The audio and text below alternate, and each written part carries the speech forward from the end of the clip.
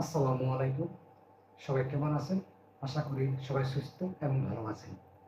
বরাবরের মতো আজকে চলে আসলাম কিভাবে আমরা ঘরে বসে নিজে নিজে স্ট্রাকচার ফলো করে আমরা শত শত বাক্য তৈরি করতে পারবো এবং লিখতে পারবো এবং বলতে পারবো। কোনো কিছু করতে পারবো থাকলে গঠনমূলক।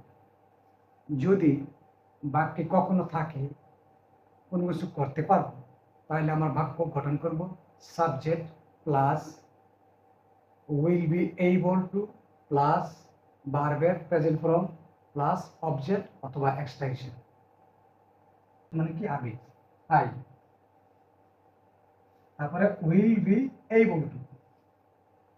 able to buy the mobile, আমি মোবাইলটি কিনতে পারবো, সে কাজটি করতে পারবে। He will be able to do